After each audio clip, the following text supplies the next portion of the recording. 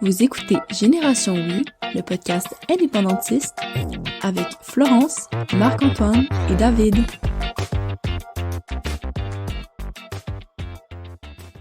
Alors, bonjour à tous, ici Marc-Antoine Lemay, votre animateur à Génération Oui. J'espère que vous allez bien. Et aujourd'hui, je suis avec David Jouvin, mon co-animateur. Ça va bien? Ça va et toi? Oui, veux-tu nous parler du partenaire publicitaire? Oui, aujourd'hui, on reçoit Xavier Barsalou-Duval, député de Pierre Boucher, les Patriotes Verchères, pour le Bloc québécois, qui donc appuie Génération Oui pour l'épisode d'aujourd'hui. On remercie beaucoup M. Barsalou-Duval pour nous permettre justement de compléter notre mission de parler d'indépendance. Vous pouvez le suivre sur ses activités parlementaires et extra-parlementaires sur son site xavierbarsalou-duval.québec. Puis, on remercie donc notre fier député indépendantiste de nous d'appuyer Génération Oui dans notre mission de parler d'indépendance puis de continuer de mener la charge là-dessus. Exactement. Donc, un fier député indépendantiste qui, avec son soutien, nous permet de parler d'indépendance sur toutes les plateformes. Donc, on le remercie énormément, M. Xavier Barsalou-Duval, député de Pierre Boucher, les Patriotes Verchères. Donc, avant de commencer, on va parler aujourd'hui de la course au co-porte-parole de Québec solidaire avec une invitée très spéciale pour nous en parler. Mais juste avant de commencer, si vous aimez le contenu qu'on fait, si vous voulez nous encourager pour qu'on puisse produire plus de contenu encore, c'est vraiment important de vous abonner, de commenter, de partager. On a aussi une infolette, donc suivez-nous parce que vraiment, on veut produire plus de contenu, mais on a besoin de rejoindre un plus grand nombre de gens. Puis, nous, ça nous aide une fois qu'on rejoint plus de gens parce que les retombées économiques vont être plus présentes. Donc, sans plus tarder, on est avec Émilise Lessard-Terrien. Ça va bien? Oui, merci. Merci de l'accueil. Merci d'être avec nous. Merci d'avoir accepté notre invitation. Donc, on le sait, tu viens de l'Abitibi, donc... Du Témiscamingue. Exactement, du Témiscamingue. Donc, j'imagine que tu as fait la route récemment. Oui, j'ai fait la route hier. J'ai pris l'autobus. Donc, c'est 1h30 de la maison pour aller attraper l'autobus à Rouyn à 7h30 le matin. Puis ensuite de ça, c'est 10h dans l'autobus. Mais je vous dirais que dans la vie d'une jeune maman, 10 heures où je ne suis pas sollicitée par un enfant, où je peux juste être dans le moment présent, lire, bisouner un peu, faire du travail, c'est quand même assez précieux. Fait qu'une fois de temps en temps, là, j'aime bien l'arrêt d'autobus. Oui, je comprends ça. Je vais te présenter pour celles et ceux. Est-ce que tu veux qu'on se tutoie? Ah oui, tutoyons-nous, sans problème. Donc, je vais te présenter pour celles et ceux qui ne te connaissent pas. Tu es né le 27 novembre 1991 à Duhamel-Ouest, en Abitibi-Témiscamingue. En 2017, tu es devenu conseillère municipale de ta municipalité. En 2018, tu as été élu député de Québec solidaire dans la circonscription de Rouyn-Noranda-Témiscamingue. En 2022, tu as été défaite par la CAQ dans ta circonscription. Suite à cette défaite, tu as été commentatrice politique dans les médias. Désormais, tu es candidate au poste de co-porte-parole pour remplacer Manon Massé. Merci encore une fois d'être avec nous. On va parler un peu de ton parcours. Pour commencer, on va parler beaucoup d'indépendance ce soir, mais commençons avec ton parcours. Comment tu as eu la piqûre de la politique? Je pense que j'ai toujours été très impliquée dans mon milieu. D'abord, dans mon milieu scolaire. La première élection que j'ai gagnée, c'est en 4e année au primaire. J'ai été élue mairesse de ma classe. Je l'avais pas dans mes notes. c'est là que ça a commencé. Puis après ça, quand j'étais au secondaire, j'étais quand même beaucoup impliquée sur les causes un peu environnementales, implanter le recyclage dans ma cafétéria scolaire, démarrer un groupe d'Amnesty International aussi en secondaire 5. Je viens de... Moi, ma mère, elle est maintenant retraitée, mais infirmière en santé communautaire qui travaillait dans un CLSC. Mon père, c'est un entrepreneur.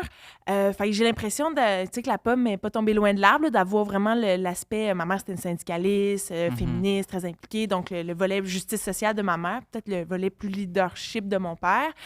Implications qui se sont poursuivies ensuite au cégep. Puis par la suite, quand je suis revenue dans mon milieu, j'étais impliquée sur quelques conseils d'administration, mais j'avais le goût de me lancer en politique municipale parce que j'avais le goût de faire une différence dans mon milieu. Le volet municipal, c'est assez concret, c'est assez direct dans la vie des citoyens. Fait que j'ai commencé par là. Je venais juste d'avoir un bébé. Ma plus grande avait 3 mois, je pense, quand j'ai été élue en novembre 2017. Et c'est pendant l'hiver que Québec solidaire m'a appelée parce que en 2014, je m'étais impliquée j'étais dans Mercier, dans le comté d'Amérique-Dire, puis je m'étais impliquée sur sa campagne.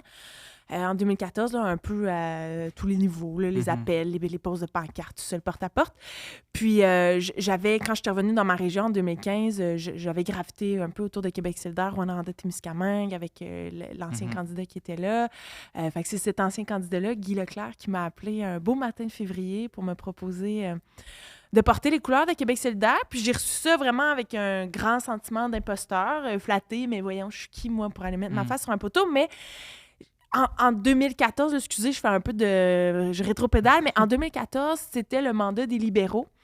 Et en région, on l'a vécu tough. Les libéraux, avec l'abolition du Forum jeunesse de l'Abitibi, les forums jeunesse en général. Moi, j'étais impliquée au Forum jeunesse de l'Abitibi-Témiscamingue, l'abolition des CRE, la réforme Barrette dans le réseau de la santé. On perdait beaucoup de nos leviers, puis il y avait eu une grande, grande mobilisation en Abitibi-Témiscamingue avec le mouvement « Touche pas à ma région ». On avait fait des chaînes humaines autour de nos grandes institutions. Puis moi, j'étais militante, fait que j'étais vraiment très impliquée. Oui, c'est ça. Et là, de me dire, Colline, on n'est jamais mieux servi que par soi-même. J'étais très insatisfaite des libéraux. On sentait que le vent allait pas souffler dans leur voile à eux. Québec solidaire, c'était inspirant. Manon, qui était celle qu'on mettait beaucoup de l'avant. Gabriel, qui venait juste de joindre. Il y avait comme un momentum. Puis à un moment donné, je me suis dit, j'ai pas grand-chose à perdre. Dans le fond, moi, mes plans, c'était je finissais mon congé maternité, j'allais finir ma dernière année de bac en éducation. C'était ça mes plans pour l'automne 2018. À un moment donné, je me suis dit, le pire qui peut arriver, c'est que ça marche. Finalement, c'est ça qui s'est passé, parce que les sondages, au début, ils disaient pas vraiment que c'était une circonscription qui était prenante par QS. Non, on est au pays des pick-up, on est au royaume des mines, en Abitibi-Témiscamingue. Là, c'est Québec solidaire. En même temps, on a quand même une tradition, très... mobilisés, impliqués. Je veux dire, les syndicats, on a un historique syndical important, notamment avec la Fonderie Horn. Il y a déjà eu beaucoup d'effervescence populaire là, à Rouyn-Noranda, notamment. Mais oui, on s'y attendait pas, mais tout le long de cette campagne-là, mon Dieu, ça se passait bien, il y avait de l'engouement, les gens étaient très enthousiastes. Puis je suis rentrée finalement avec 506 voix d'avance. Puis c'était hallucinant, cette soirée électorale-là, le 1er octobre 2018. Là. C'est certain.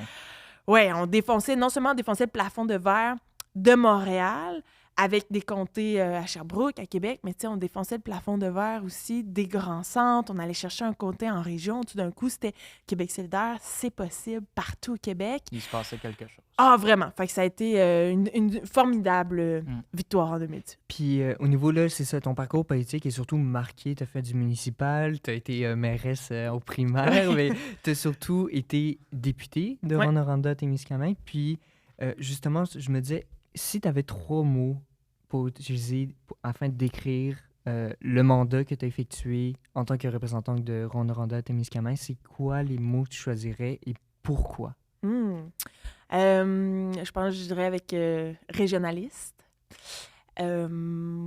terrain, cœur. Régionaliste parce que la politique se vit bien autrement quand on est dans une région éloignée où notre courroie de transmission avec le gouvernement du Québec, avec l'État, c'est souvent le député. Là, c'était particulier parce que dans Rwanda-Témiscamingue, c'était la 2e fois dans toute l'histoire qu'on était dans l'opposition. Fait que les acteurs locaux étaient moins habitués à ça. Puis ça change la donne parce qu'on n'a pas tout à fait les mêmes leviers, les mêmes outils pour faire avancer nos enjeux, nos réalités dans la région quand on est au gouvernement ou quand on est dans l'opposition. Puis ce sont tous des outils qui se valent très bien, je pense. Et donc, de faire valoir nos enjeux, nos réalités, ça, c'est un défi en soi. Puis, tu sais, à Québec solidaire, j'étais porte-parole en agriculture, en forêt, en mine, en tourisme, en développement régional, en affaires municipales, éventuellement en environnement. Fait que, tu sais, là, j'ai répondu, je t'ai donné 3 mots, mais c'était surtout au regard de la députée de Rouyn-Noranda-Témiscamingue, il n'est pas nécessairement au regard de mes dossiers nationaux. Mais dans les faits, j'étais porteuse de ces dossiers-là, mais je passais beaucoup de temps sur mes dossiers locaux parce que il y a des gros enjeux, tu sais, les découvertures dans le réseau de la santé en Abitibi-Témiscamingue. Puis, tu sais, je débordais même souvent, pas juste de mon comté, mais l'ensemble de l'Abitibi-Témiscamingue, des enjeux de ponts. Vous n'avez pas idée comment ça, c'est un problème, les ponts en Abitibi-Témiscamingue. Puis, tu sais, des fois, c'était vraiment problématique. Il y a des agriculteurs qui se retrouvaient enclavés dans des rangs avec plus de possibilité de recevoir du grain pour nourrir leurs animaux. Qu'est-ce qu'on fait? Tu sais, là, OK, là, c'est comme urgent. Il faut passer du temps là-dessus. Des enjeux d'eau potable, des enjeux d'infrastructures de loisirs. Tu sais, c'était... Fait que faire valoir ces réalités-là, puis il y avait beaucoup de dénominateur commun avec les autres régions du Québec. Fait, même des fois, je débordais de ma région quand il y avait une découverture en obstétrique. Des fois, on avait au Témiscamingue, mais il y en avait une dans le Pontiac en même temps, puis il y en avait une en Gaspésie en même temps. Fait que, ça me permettait de couvrir un petit peu plus large puis d'amener cette réalité-là qui était peut-être peu amenée jusqu'à maintenant. Donc, de terrain aussi parce que, avec tout le combat qu'il y a eu sur la qualité de l'air à Rouyn, très proche du monde. Puis ça, c'est important. C'est ça le rôle d'un député. Puis, tu sais, les entreprises, les industries, les grandes corporations, ils ont tout un réseau de lobbyistes, ils ont de l'argent à investir là-dedans, ils ont accès autrement, tu sais, aux ministres, au pouvoir, mais le simple citoyen, lui, c'est qui son relais dans cette instance de pouvoir-là? C'est le député. Fait que c'est ça notre rôle, tu sais, c'est d'être proche de notre monde, puis moi, j'adore ça, être avec les gens, être proche des gens, réfléchir ensemble. Et de cœur, je pense, tu sais, moi, je suis là pour des convictions, d'abord et avant tout. Puis, tu sais, il n'y avait rien comme servir les citoyens. Ils ont tellement donné de sens à mon engagement. Tant mieux si moi, j'ai pu donner du sens à leur engagement aussi sur le terrain. Puis, tu sais, on fait ça parce qu'on aime le monde, parce qu'on aime notre région, parce qu'on aime notre Québec, puis on veut que ça se passe bien, on veut prendre soin du monde, on veut prendre soin de notre territoire, puis ça passe beaucoup par le cœur. Tantôt, tu parlais des enjeux de pont dans ta région. Ouais. C'est vrai qu'on en entend plus parler à Québec. Oui, c'est vrai. Mais j'ai entendu dire, puis là, je sais pas si c'est une rumeur ou quoi que ce soit, puis je voulais avoir l'information, fait que je me suis dit pourquoi pas le demander dans le podcast que je fais avec Émilise. J'ai entendu dire, donc, tu venais d'un milieu péquiste ou d'une famille péquiste. Est-ce que c'est une information qui est erronée ou... Eh boy, j'aurais de la misère à te répondre, OK. honnêtement. Je sais même...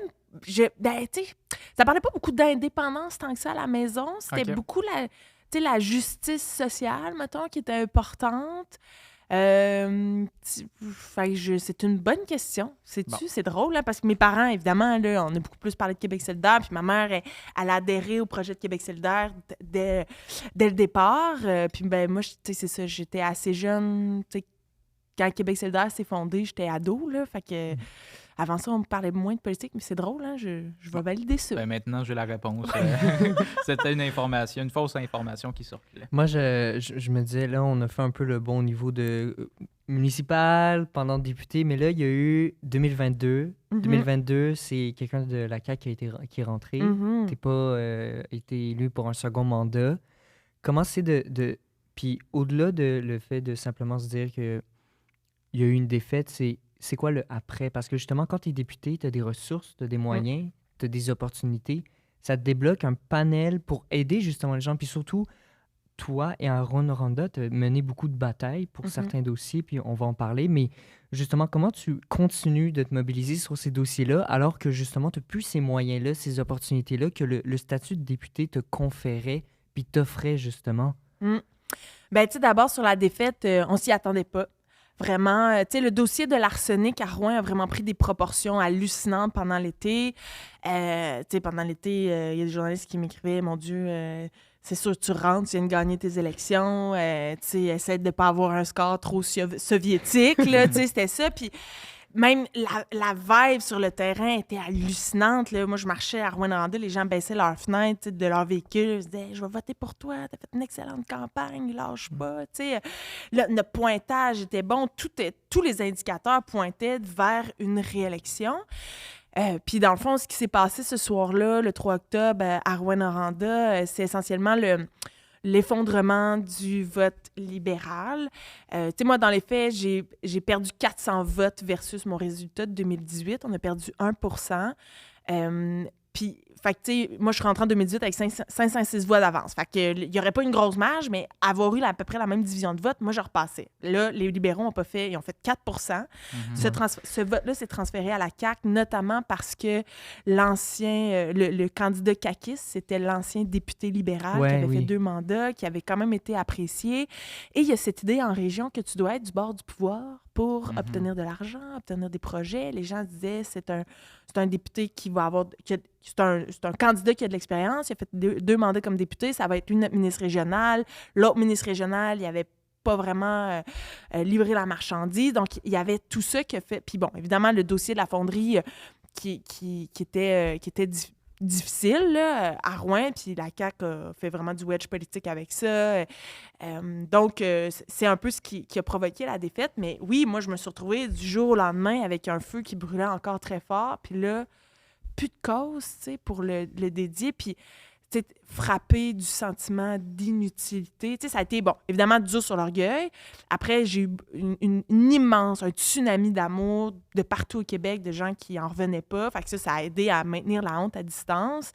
Mais après, tu sais, c'était tough. Là. Je voulais pas sortir de chez moi, tout ça. Et quand ils ont nommé le Conseil des ministres, c'est pas bon pour ma région, ils n'ont pas nommé de ministre responsable de l'Abitibi-Témiscamingue en Abitibi-Témiscamingue. Et ça, moi, ça me dit, OK, c'est pas à moi d'avoir honte. On en a envoyé 3 députés de la CAQ à l'Assemblée nationale. Il n'y en a pas un qui a l'envergure d'être un ministre responsable de la région. C'est pas à moi d'avoir honte. C'est à eux d'avoir honte. Fait que là, j'ai commencé à ressortir de chez moi.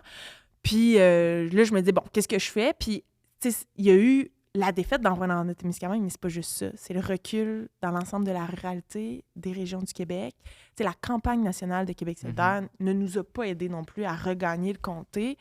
Fait que là, à partir de ce moment-là, je me suis posé la question, qu'est-ce qu'on fait? Puis en marge de ça, ben, il y a LCN qui m'a tendu la main pour que je devienne analyste politique à l'émission La Joute et le bilan. Puis ça a été aussi très...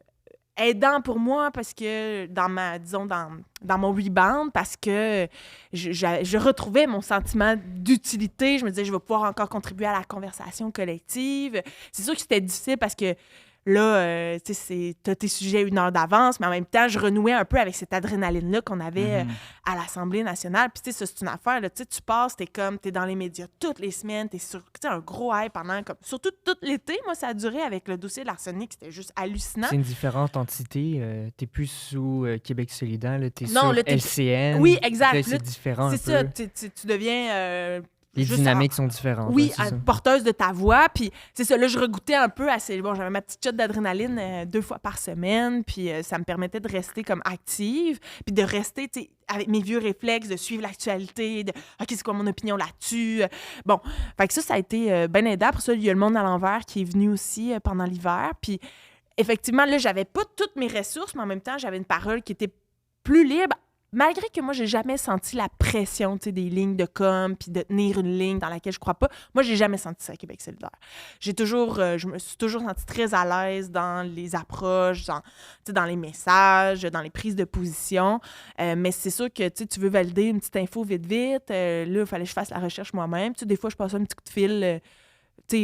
au recherchiste, là-dessus, peux-tu me réexpliquer juste le concept, quand il fallait parler du taux directeur, puis le conflit en Ukraine, des fois, je sortais vraiment les relations avec la Chine, il y avait des dossiers que je n'avais jamais parlé, fait que, juste pour me trouver des repères historiques, mettons, là, j'activais mes anciens contacts.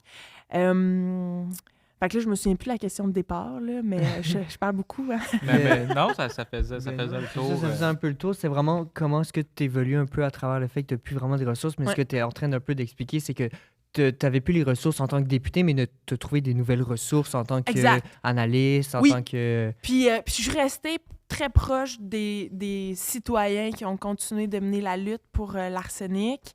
Bon, c'est sûr que j'avais plus le même rôle, mais d'aller dans les rencontres, des fois juste... Les consultations, consulter la population. Oui, c'est ça, exact. Puis, des fois, de faire un petit peu de travail d'arrière-scène là-dessus. Mettons, moi, je vois cette opportunité-là de de telle stratégie à utiliser de communication politique aussi pour faire cheminer le dossier, pour se positionner. Fait que j'ai essayé de rester active, mais j'ai rongé mon os à bien des reprises. Puis, tu sais, réécouter les nouvelles locales, ça a été long parce que là, chaque fois, j'entendais un truc, puis je me disais, on aurait pu faire ça, on aurait pu faire ça, on aurait pu faire ça. Puis là, je ne pouvais plus faire ça. Puis, tu sais, il y a des gens longtemps qui m'ont écrit sur mes réseaux pour me dire, hey, je vis telle affaire. Peux-tu m'aider? Ça doit être difficile. Ouais, ça, c'est dur. Des fois, c'est comme, hey, tu sais, j'ai plus de titre. Même si je voudrais, j'ai plus de titre. Tu sais, je peux plus faire ces interventions-là.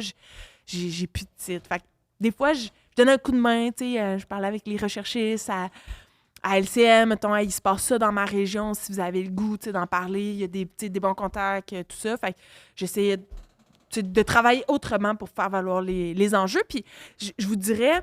J'allais encore à l'épicerie, puis le monde me disait « Hey, je t'ai vu à la télé, tu nous représentes bien. » Tu sais, ça, c'est resté. Puis d'avoir, tu sais, cette perspective-là aussi à LCN, qui est peut-être peu couvert parce qu'il y a peu de gens des régions qui sont là, tu sais, analystes ou commentateurs, mettons. Fait que, tu sais, moi, j'amenais cette perspective-là aussi, puis ça a été très, très apprécié, là. Puis, tu sais, dans un électorat qui n'est pas à Québec solidaire, là, qui est vraiment tout autre, là. Ouais. Si je vais poser une dernière question avant de parler d'indépendance, on va aller au bloc sur l'indépendance après, mais si je pose une question, bon, qui est difficile, mais que quand même, quand j'ai vu ça, moi, dans ma cuisine à Montréal, je viens des régions moi aussi, mais bref, c'est pas le sujet. Ça m'a quand même étonné. Donc, avant même le début de la course au co-porte-parole de Québec solidaire, il y a l'une de tes adversaires, Christine Labrie, qui avait déclaré qu'elle était capable de gagner en région, en faisant référence un peu à ta défaite en 2022. Fait que je me demandais, qu'est-ce que tu penses de cette remarque-là? Moi, je trouvais que ça clashait un peu avec le style habituel de Québec solidaire, du moins de Manon Massé, là, qui veut peut-être pas aller dans des stratégies puis des commentaires un petit peu plus mesquins. Toi, comment tu l'as vécu puis comment tu l'as vu, ça? Ah, ben c'est sûr que j'étais un peu étonnée. Je me disais, ah ouais, tu sais, Qu'est-ce qu'il y a derrière? on va là, comme déjà. Puis je me dis, bon, tu sais, c'est un argument, disons. C'est une carte que Christine peut avoir dans sa manche. En même temps, tu sais, une victoire. Qu'est-ce que ça vaut une victoire individuelle versus une défaite collective? Puis moi, c'est à la défaite collective à laquelle j'ai envie de m'atteler, tu sais, dans cette course au co-porte-parole-là. Puis aux raisons profondes de cette défaite-là, comment ça se fait que ça marche pas, tu sais, Québec solidaire dans les régions. Pourtant, moi, je demeure convaincue que nous avons le meilleur projet de société, le meilleur programme politique pour répondre aux enjeux, aux réalités des gens dans les régions. Puis en termes de valeurs aussi, on se rejoint. Je veux dire, les régions du Québec, là, c'est des régions qui sont jeunes. Tout l'arrière-pays du Québec, c'est jeune. Puis ça, c'est du monde qui ont ouvert des rangs, qui ont fondé des villages à coup de solidarité, puis d'esprit communautaire, puis de travail ensemble. Ce fond-là, je veux dire, cet héritage-là, il s'est transmis, là, c'est pas loin dans nos mémoires. Puis c'est ça que Québec solidaire porte comme projet de société, mais les gens ne s'y reconnaissent pas. Puis c'est à ça que moi, je veux m'attaquer, tu sais, en me lançant dans la course. Fait que, bon, cet argument-là, je me dis, bon, tu sais, il vaut tel que tel. À un moment donné, je comprends qu'on est dans la course, puis chacun va essayer de se faire valoir, mais pour moi, il n'y a pas beaucoup de substance à cet argument-là. Puis, juste avant que je parle d'indépendance aussi, au même moment, donc c'était au Conseil national de Québec solidaire que Christine avait dit ça. Au même moment, il y a plusieurs députés, je ne me souviens pas combien, je pense au moins 4 cette fin de semaine-là, qui se sont rangés derrière Christine, dont un député qui n'était pas censé se ranger parce qu'il y a une fonction parlementaire, là, mais bon. Est-ce que toi, tu as senti que l'establishment de Québec solidaire était derrière cette candidature-là? Ben, c'est sur le coup, peut-être. Tu sais, on sortait un peu les gros canons cette fin de semaine-là. Tu sais, en même temps, je vous dirais que ça n'a pas été super bien reçu par les membres, en ce sens où c'est comme, hey, la course est même pas... Tu sais, ça commence à peine. Là, il y a déjà des gens qui se positionnent. Il n'y avait pas eu de débat, il n'y avait pas eu de débat. Tu sais, il n'y a personne qui avait commencé la campagne. Fait que, tu sais, ça a été drôlement reçu de dire, attendez, là, on va donner la chance aux coureuses. Là, ça a fait en sorte que les autres députés ont dû se positionner assez vite. Fait que, bon, évidemment, les journalistes le citent encore abondamment aujourd'hui, là, puis c'était comme Christine 4, le Rubat 2, Émilie 1, mais dans les faits, moi, je m'en fais vraiment pas avec ça, en ce sens où, pour les membres, c'est pas ça qui va faire une différence. On a des membres à Québec solidaire qui aiment penser par eux-mêmes, qui n'aiment pas se faire dire comment faire ou quoi faire. Donc, c'est sûr que pour moi, cette fin de semaine-là, elle a été un peu, difficile dans le sens où j'étais là, OK, ça commence, là, on est devant tous les membres, puis là, il y a eu les déclarations, là, il y a eu ces appuis-là, puis là, tu te promènes dans les corridors, puis tu te dis, bon, mais en même temps, je me dis ça, nous, on était là sur nos réseaux à subir tout ça, puis je me disais, les membres, c'est pas eux autres, c'est pas ceux qui regardent, puis ils sont pas rendus là encore, puis là, au jour d'aujourd'hui, c'est encore, c'est très difficile pour moi, au jour d'aujourd'hui, là, le 26 octobre, de dire qui est en avance. Moi, je me suis promenée beaucoup à travers le Québec. Notre mode de scrutin est un petit peu archaïque, qui fait que c'est difficile de prévoir comment ça va se dérouler. C'est un vote préférentiel aussi, fait que moi, je préfère, je donne tout ce que j'ai, puis on verra où on en sera à ce moment-là, au moment du vote. J'imagine que c'est le bout rough de la politique quand on voit ses anciens collègues des fois, puis tout ça. Là, mais... Ben, c'est sûr que c'est ça.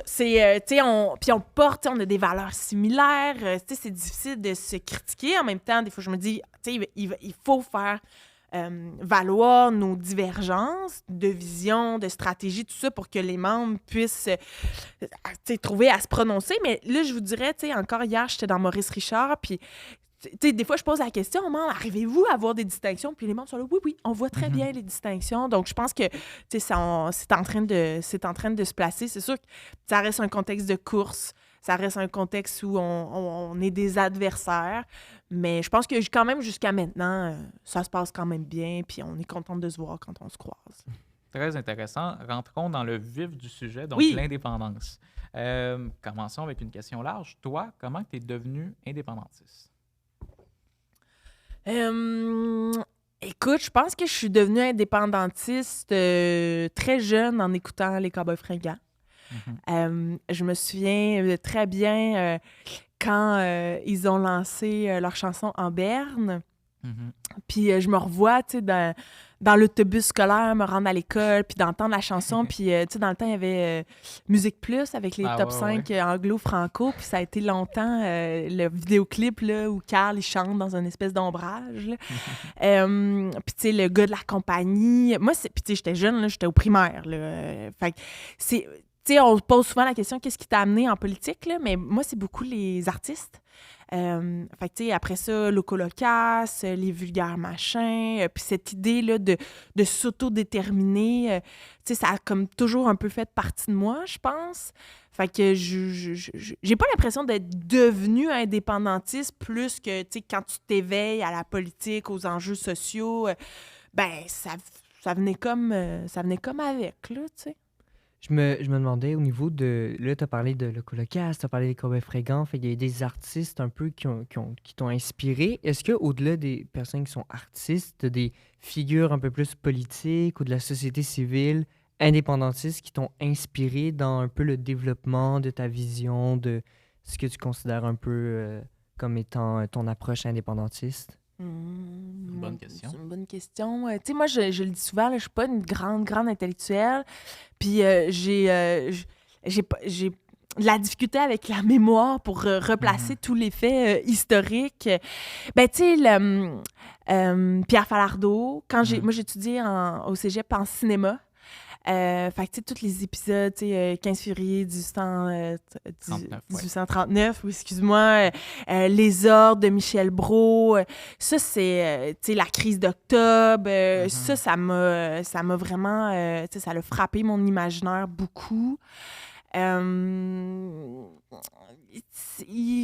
Après ça, des personnages comme, Horace Lalancette, je sais pas si vous le connaissez, mais moi, je dirais que je suis souverainiste, très régionaliste aussi, et je les mets pas en opposition. Puis des fois, il y a tendance, il y a des gens qui ont, c'est comme si ça s'opposait, ces affaires-là. Moi, pour moi, ça s'oppose pas. Au contraire, c'est comme, je trouve ça sain aussi d'être c'est le régionalisme qui nous amène aussi vers le souverainisme parce que c'est proche de nous, tu sais, puis ça nous fait prendre toute la conscience de dépendre des autres.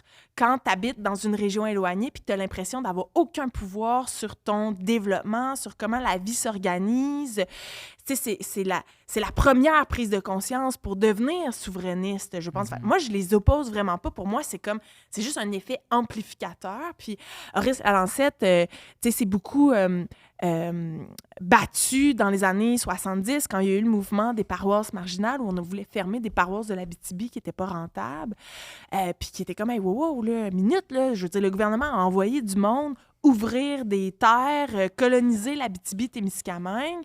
Puis là, parce que finalement, c'est pas assez rentable ou qu'il faudrait que vous nous aidiez un peu plus ou que ça coûte cher d'ouvrir des routes, tout ça, vous allez nous fermer puis vous allez nous rapatrier dans les villes. T'as peu, là. Moi, c'est mon grand-père, c'est mon père qui a défriché les terres à hache. Fait que, tu sais, c'est des postures d'autodétermination fortes qui, moi, m'ont marqué beaucoup comme militante. Fait que, tu sais, les groupes, bon, il y a eux, tu sais, Richard Desjardins, qui était dans la même veine aussi. Fait que, ouais. C'est une autre porte, je pense, pour rentrer par... C'est très bon. Puis, d'ailleurs, tu as parlé de la crise d'octobre de Pierre Falardeau. On vient de sortir un épisode pour parler de la crise d'octobre. Donc, si vous ne l'avez pas écouté, si vous ne l'avez pas écouté, allez l'écouter. Je pense que ça va vraiment vous surprendre à quel point c'est intéressant. Est-ce que toi, tu te considères comme nationaliste? Puis si oui, pourquoi? Ben, je pense que, tu sais, mettons, là, tout le monde qui embrasse l'idée de l'indépendance doit être un peu nationaliste à quelque part. Tu sais, moi, le nationalisme, pour moi, c'est un peu le gaz pour faire avancer le véhicule. Tu sais, le nationalisme, c'est la fierté, c'est le sentiment d'appartenance qui donne le goût, en fait, à l'indépendance. Fait que pour moi, c'est très lié, là. Après... je pense qu'on peut ne pas se reconnaître dans le nationalisme identitaire qui est promu à l'heure actuelle par certains partis où, tu sais, c'est la pureté de la nation. Quel parti?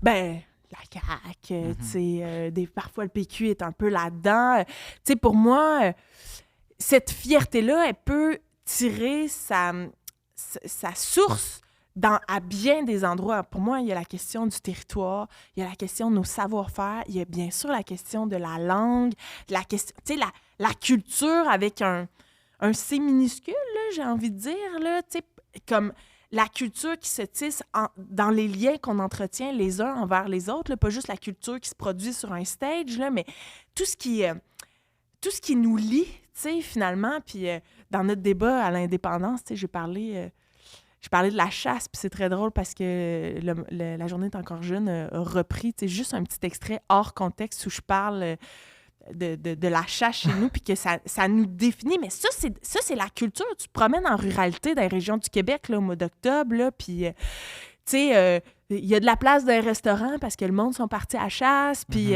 tu croises tout le monde d'un pick-up avec des dossards. Tu sais, puis ça, c'est riche, ça. Puis là, quand tu sors du bois, tout le monde a plein d'histoires à se raconter. Mais ça, c'est la culture avec un petit C qui est important. Puis là, je parle de la chasse, mais on pourrait parler du temps des sucres, on pourrait parler du temps des récoltes, des semences. On peut parler de... Tu sais, juste des lieux, là, tu sais, chez nous, on a des dépanneurs, là, avec du monde qui se retrouve là tous les matins, prendre un café, puis s'échanger les nouvelles. Tu sais, tout ça, c'est extrêmement riche, ce sentiment d'appartenance-là. Ah, là, j'ai encore l'impression de m'égarer, mais tu sais, cette fierté-là, le goût de travailler, de travailler ensemble, de se développer collectivement. Fait que c'est ça le nationalisme pour toi. Ben, c'est quoi le nationalisme identitaire? Ben, le nationalisme identitaire, tu sais, la droite s'est un peu réapproprié ce terme-là. Je pense qu'il faut se le réapproprier à une autre façon, mais tu sais, c'est cette division-là avec un « nous » et un « eux ».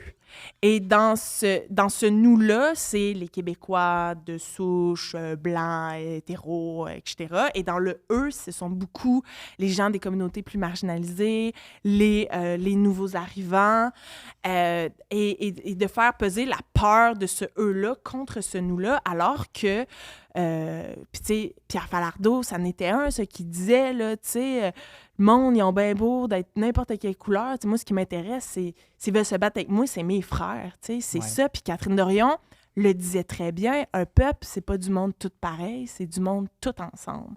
Fait qu'il faut définir, c'est quoi nos dénominateurs communs, qu'est-ce qui fait qu'on est ensemble, et de pas exclure des gens qui voudraient contribuer à bâtir l'avenir du Québec, tu sais, puis qui ont le goût de l'apprendre, le français, qui ont le goût d'embrasser nos traditions. Puis, tu sais, moi, j'habite dans une région éloignée, puis quand j'en côtoie, quand j'en rencontre des nouveaux arrivants, par exemple, des immigrants qui viennent s'installer chez nous, qui sont espagnols, qui sont de l'Afrique du Nord, très ben raides, puis c'est du monde, des fois, qui ont le goût de s'acheter des terres pour cultiver des aromates qu'ils consommaient dans leur pays, mais qu'ils ne retrouvent pas aujourd'hui, mais qui ont le goût, tu sais, de bâtir notre petite souveraineté alimentaire locale.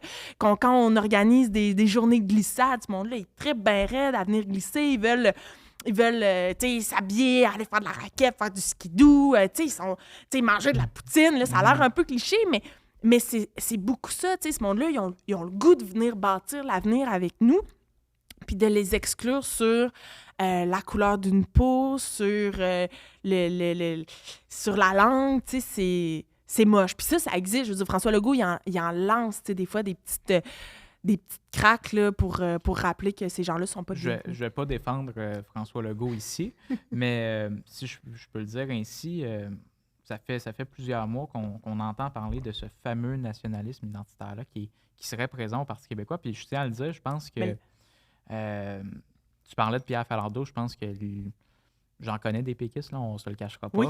Je pense qu'ils sont beaucoup, les péquistes, puis je vais m'inclure là-dedans, très influencés par la pensée de Pierre Falardeau, notamment par rapport à l'immigration. Puis je pense que moi, quand j'entends des péquistes dire que les solidaires, c'est pas des vrais indépendantistes, je me bats à dire non, il y a des vrais indépendantistes à Québec solidaire. Peut-être qu'il y a encore des gens à convaincre à Québec solidaire, mais ça reste que c'est un parti indépendantiste. Puis moi, à l'inverse, quand j'entends des solidaires, malheureusement, dire que le PQ, c'est du nationalisme identitaire, ça me désole un petit peu. Ouais. Fait que c'était mon petit commentaire éditorial, puis... Mais c'est juste... Ben, c'est super que tu... Puis tu sais, c'est pas... Tout n'est pas tout noir, tout n'est pas tout blanc non plus, puis tu sais, je pense que c'est... tu sais, des fois... Il y a eu des moments où puis tu sais, en même temps, moi, j'essaie vraiment de faire un effort de pas mettre des étiquettes. De pas mettre des étiquettes, puis de pas positionner notre discours en réaction à. Fait que, tu sais, il y a eu des déclarations qui ont été un peu, pour le moins... un peu choquante là, dans les derniers mois, avec tout ce qui s'est passé au chemin Roxham, par exemple, qui est fait comme juste « Oh, wow, on est-tu là? » Mais tu sais, c'est pas... Il y a plusieurs façons d'être nationaliste. Il y a comme un démeur là-dessus sur, justement, le nationalisme identitaire.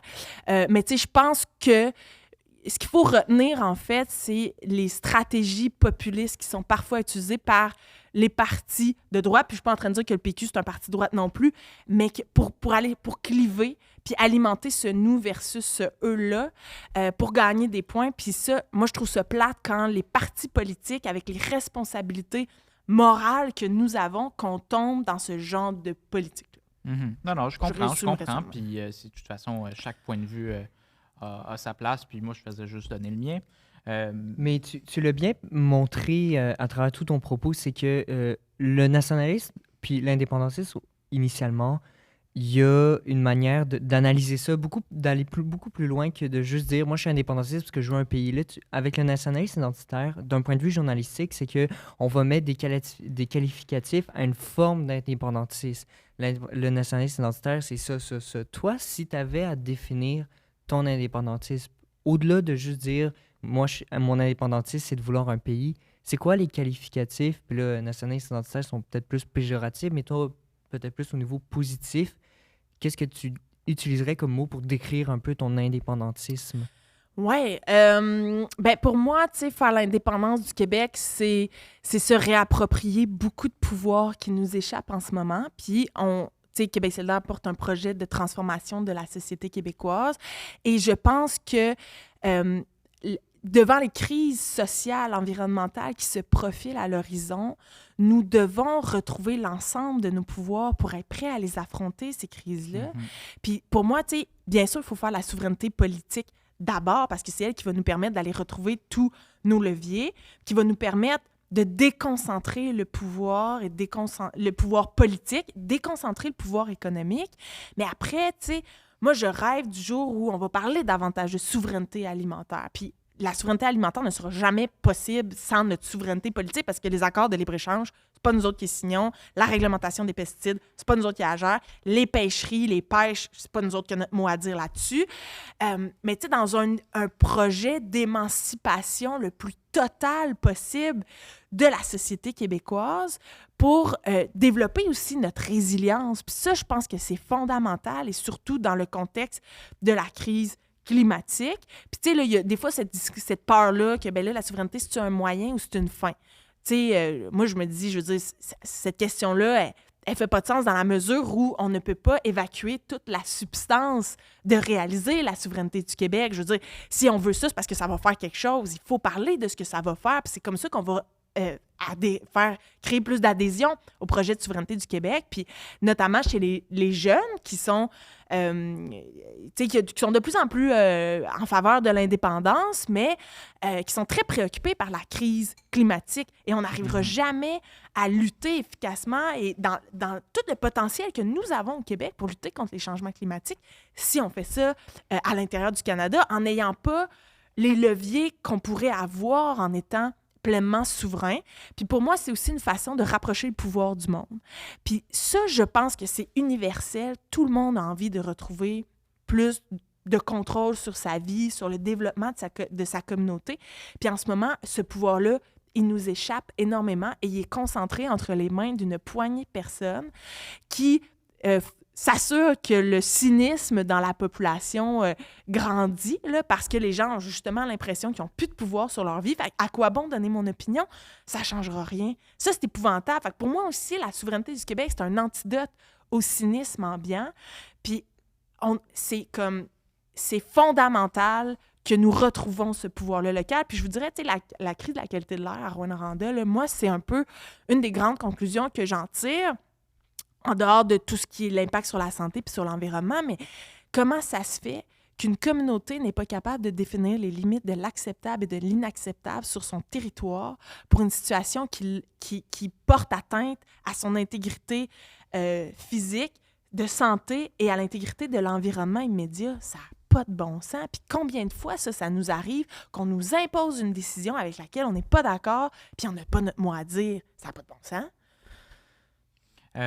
Est-ce que, disons que Québec solidaire prendrait le pouvoir, si Québec solidaire donc prend le pouvoir, vous allez faire une assemblée constituante, un référendum, ce serait à quel moment, est-ce qu'il y aurait un moment auquel vous voudriez que d'autres partis indépendantistes travaillent avec vous? Fait que ce serait à quel moment que, par exemple, vous voudriez que le Parti québécois commence à travailler avec vous si vous prenez le pouvoir pour faire un référendum? Mon Dieu, dès les prémices de l'Assemblée constituante, à mon avis. Puis c'est ça que moi, je trouve formidable avec le projet d'Assemblée constituante, c'est que c'est pour faire en sorte que la population s'approprie cette démarche-là aussi. Puis quand la population est partie prenante d'un projet, ben généralement, elle a plus le goût d'endosser le résultat. Puis ce projet-là, ben, d'Assemblée constituante, c'est de mettre en marche la société civile autour du projet de la souveraineté du Québec. Puis, tu sais, je dis au moment de l'Assemblée constituante, mais, tu sais, tout ce qu'on peut faire pour donner le goût aux gens de l'avoir, notre pays, il faut le faire. Fait que multiplions les voix pour en parler d'indépendance. Fait que je dis au moment de l'Assemblée constituante, c'est dès maintenant qu'il faut le faire. Puis l'initiative, cette semaine, de Paul Saint-Pierre Plamondon de déposer le budget de l'an 1, ben, c'est extraordinaire. Tant mieux, super. Il a le guts de le faire. Puis il savait que le vent allait, qu'il allait peut-être vanter dans sa face. Puis il l'a fait quand même. Puis je pense que ça a été souligné. Puis après ça, ben, ça a fait en sorte qu'on alimente la réflexion. Il faut que Québec solidaire parle davantage d'indépendance. Qu'est-ce qu'on va gagner? Si on veut créer plus d'adhésion, si on veut fédérer les gens autour de ce projet-là, c'est certainement pas en n'en parlant pas. Donc, plus il va y avoir d'ambassadeurs du projet d'indépendance, mieux ça va être pour préparer le terrain, puis que ce soit les organismes environnementaux qui en parlent, que ce soit les organisations de la jeunesse qui en parlent, que ce soit les agriculteurs, que ce soit les mouvements sociaux qui en parlent et qui fassent valoir la nécessité de retrouver cette indépendance-là pour permettre l'amélioration du projet de vie, des conditions de vie des Québécois et des Québécoises, parce qu'ultimement, c'est ça que ça va faire, c'est que ça va améliorer nos conditions de vie à bien des égards quand on va retrouver ce pouvoir-là sur notre vie. Est-ce qu'à travers un peu tout ce que tu dis jusqu'à présent au niveau de comment est-ce que tu définis un peu le projet indépendantiste, ton approche, ta vision, est-ce que par rapport à la vision, à l'approche de Ruba ou de Christine, tu identifies quand même certains points ou certains éléments où il y a une distinction, où tu te distingues par rapport à leur vision? Parce qu'on l'a vu aussi récemment, sur la question du nationalisme identitaire, vous aviez un peu le même accord là-dessus. Puis, Ouais. je veux dire, vous avez des points de convergence au niveau d'une vision indépendantiste. Mais est-ce que sur cette question-là, indépendantiste, il y a aussi des points où certains éléments, pas tout noirs nécessairement des oppositions totales, mais des points où tu as une approche peut-être plus différente de soit Rouba Ghazal ou de Christine Labrie? Puis si oui, ça serait un peu lesquels? Ben, tu sais, je veux pas parler pour mes collègues, mais je pense que, bon, ce qui y a ressorti au lendemain de ce débat-là sur l'indépendance, c'est peut-être, tu sais, dans l'échelle des priorités, mettons, mais, tu sais, c'est un projet qui est global, qui est transversal, je veux dire, quand tu parles d'environnement, tu sais, tu peux le faire à travers le prisme de l'indépendance. Tu sais, c'est tout le temps, tu sais, finalement, d'être capable de faire valoir ça. Bon, après, c'est ça, il y avait comme une espèce de tendance, je pense que pour moi, Ruba, c'est plus acquis, ça, d'en parler dès maintenant, de fédérer les gens autour de ce projet-là, d'en parler à chaque occasion que nous pouvons l'avoir, puis, tu sais, à travers un projet, tu sais, sans nommer tout le temps souveraineté, mais de parler du projet, tu sais, imposer notre agenda et notre vision de le Québec aura l'air de quoi lorsqu'il sera souverain, tu sais, de faire rêver les gens, ça, je pense que c'est important. Peut-être que là, il y a un point de distinction. Tu sais, après, bon, il y a beaucoup de gens qui posent la question sur comment faire en sorte que les nouveaux arrivants adhèrent davantage, ou les immigrants, au projet d'indépendance. Tu sais, moi, je parle beaucoup de régionalisation, parce que je crois beaucoup dans la proximité. Puis quand il y a des nouveaux arrivants qui débarquent chez nous, comme il y en a peu, ben ils n'ont pas le choix de s'intégrer. Tu sais, tout se passe en français quand on est en région, souvent.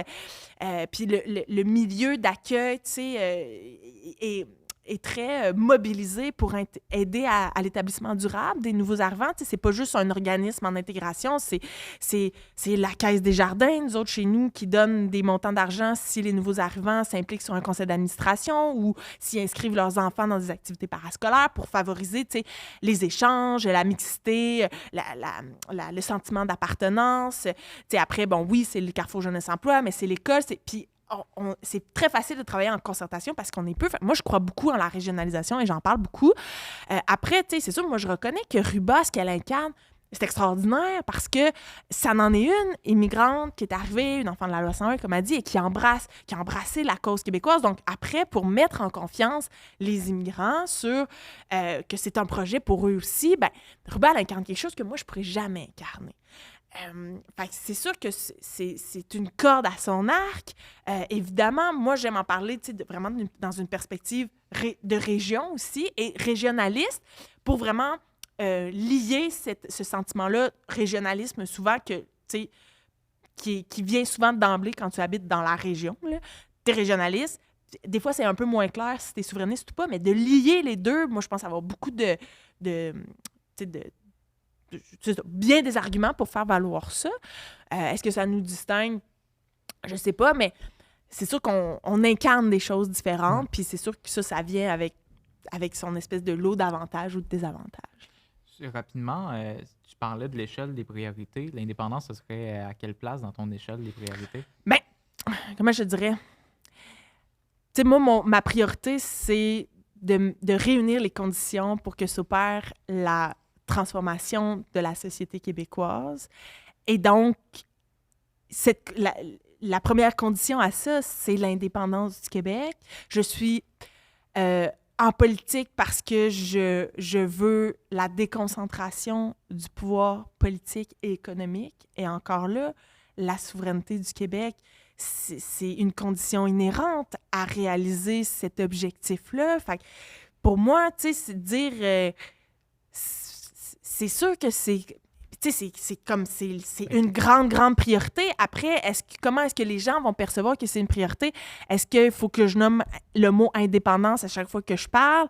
Je le sais pas, tu sais, peut-être... C'est peut-être de le lier à tous les enjeux, parce que l'indépendance, ça va toucher, comme tu le dis, à plein d'enjeux. Ben voilà, à chaque fois qu'on parle, tu sais, d'alimentation, d'environnement, d'immigration, d'éducation, de santé, de reprise de pouvoir, de démocratie, je veux dire... La souveraineté, c'est une condition à tout ça, tu sais. Puis je pense que c'est une façon de réactualiser le discours sur l'indépendance du Québec pour faire en sorte qu'il y ait de plus en plus de gens qui y adhèrent.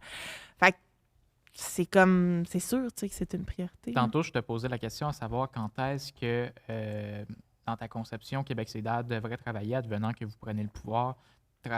Donc, quand est-ce que Québec solidaire devrait travailler avec le Parti québécois pour faire l'indépendance? Tu m'as dit, même maintenant, ce serait l'idéal.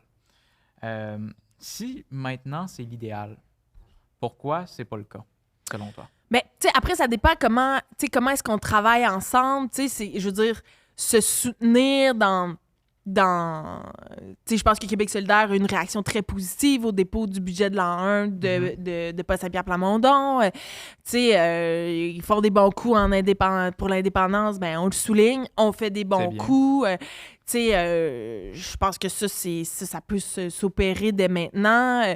Tu sais, après...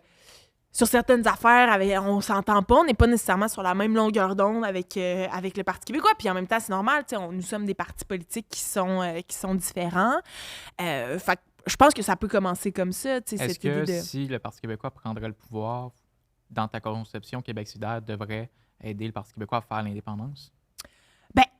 Oui, dans la mesure où nous sommes des ambassadeurs de l'indépendance du Québec aussi.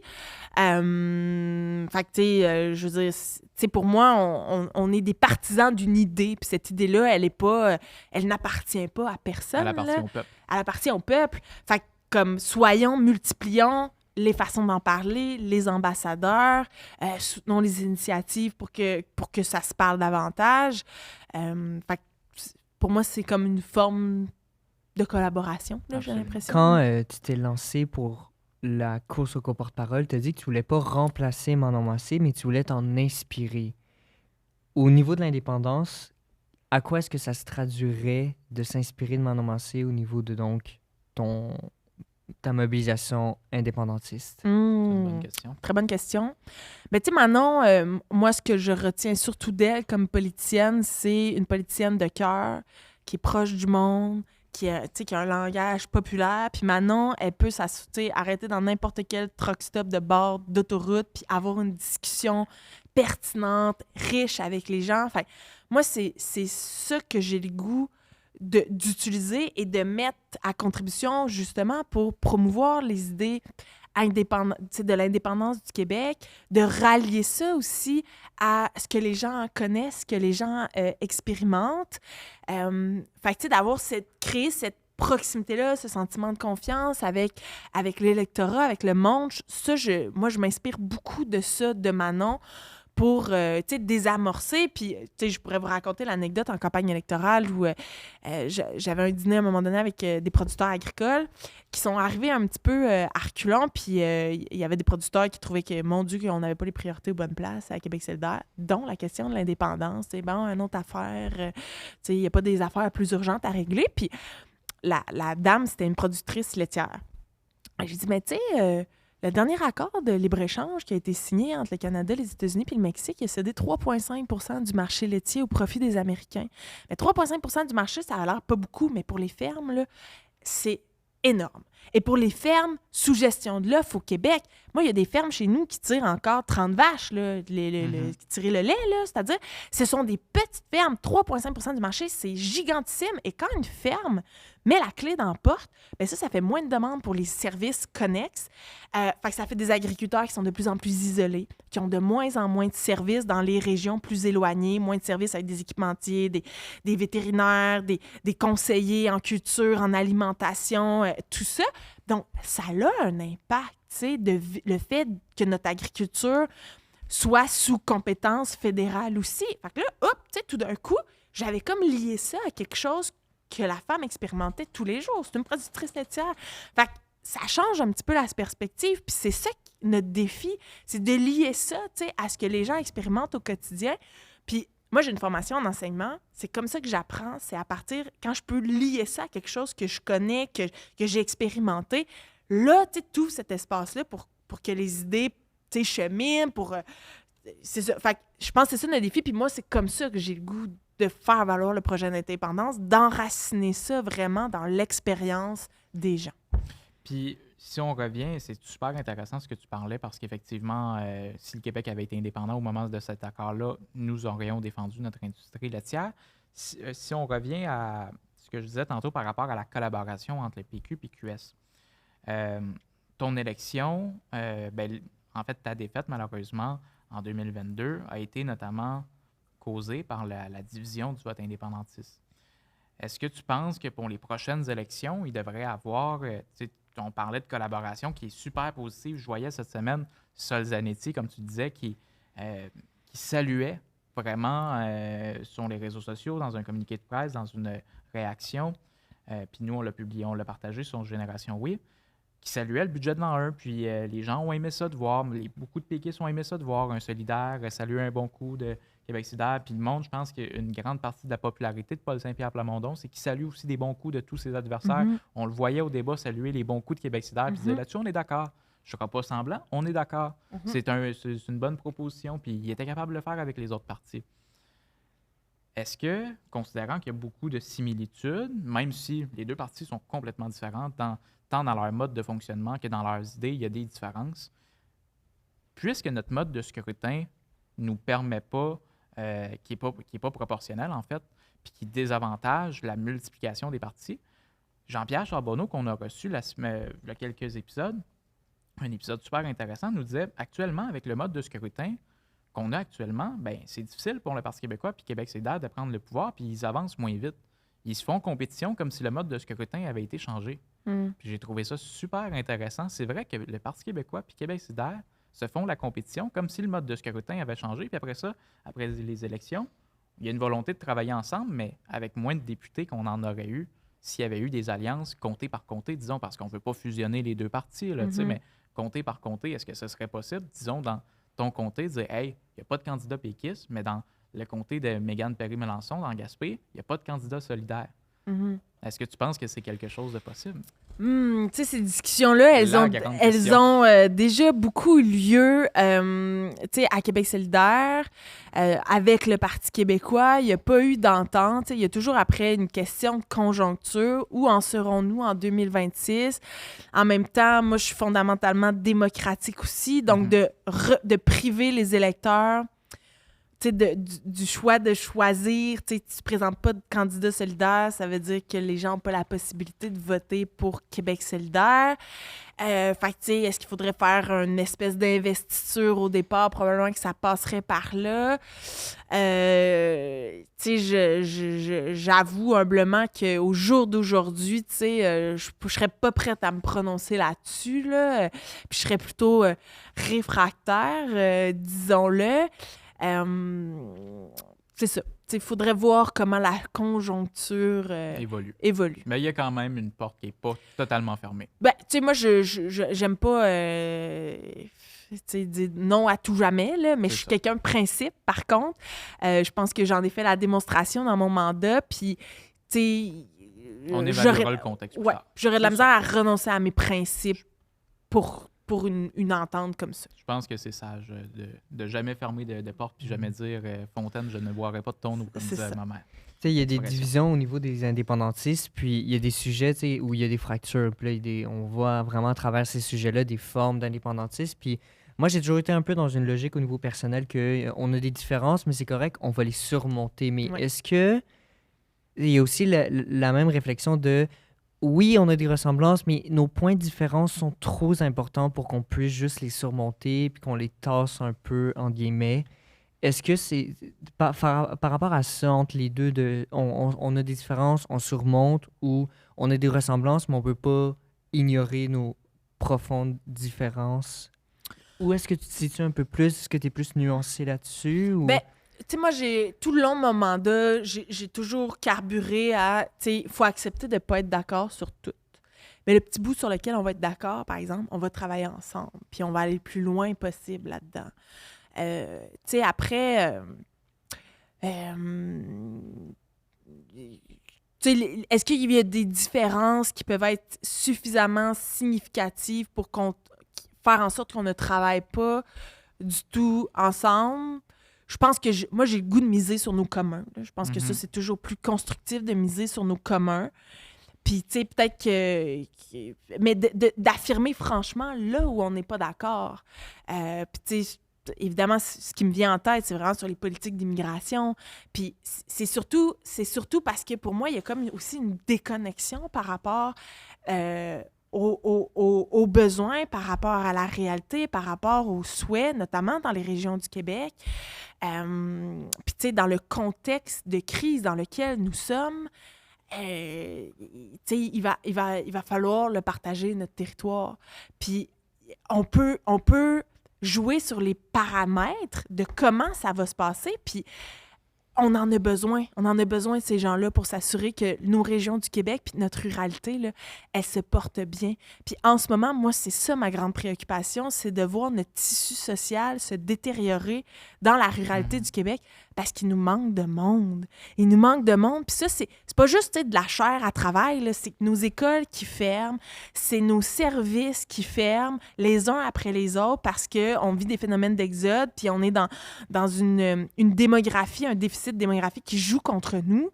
Puis il y a du monde qui ne demande que ça, tu sais, de venir chez nous, venir contribuer à l'émancipation de nos territoires, qui veulent participer à l'enrichissement de notre tissu social.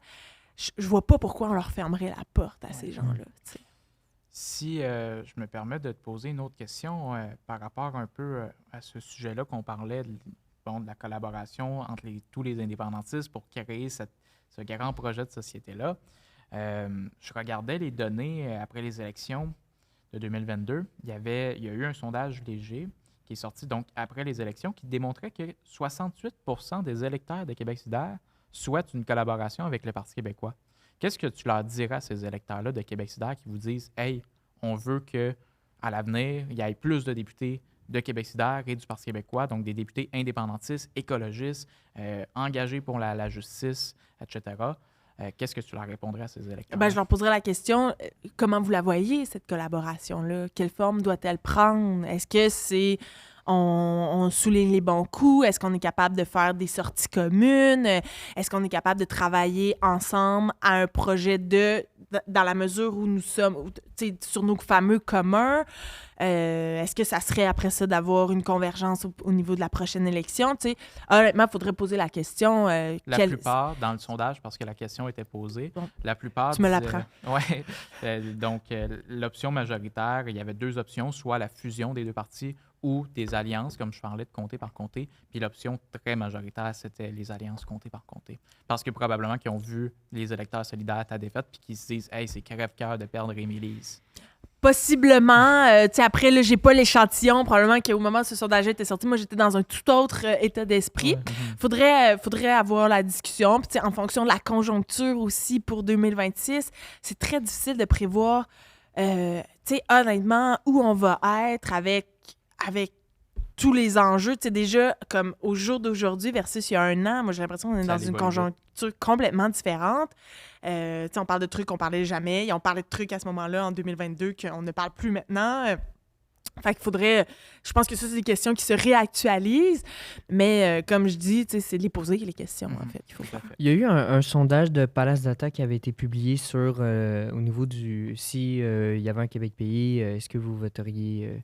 oui, s'il y avait un référendum sur la souveraineté du Québec, est-ce que vous voteriez pour ou contre?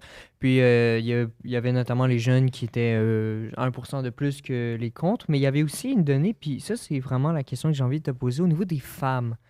Dans le sondage, puis en fait, à travers un peu la plupart des sondages, les femmes qui voteraient contre le projet souverainiste sont assez, au niveau du taux, c'est assez comparable à ceux des hommes, environ 49 à 51%. puis ça peut augmenter ou ça peut descendre, mais c'est vraiment similaire à celui des hommes. Mais pour ce qui est des femmes qui voteraient pour au référendum, elles sont significativement moins importantes. Dans le sondage, les hommes qui votaient pour étaient donc 40%, puis les femmes étaient à 33%. Au niveau du taux indécis, pour un peu plus de précision, les femmes étaient beaucoup plus indécises sur la question que les hommes. Donc là, il y a quand même cette différence-là. Puis alors qu'on pourrait se dire, les femmes sont juste plus contre le projet souverainiste, c'est pas ce que le côté contre semble révéler. C'est vraiment la question, est-ce que les femmes qui seraient pour le projet, puis c'est une question que je me suis posée, puis j'aimerais un peu la lancer.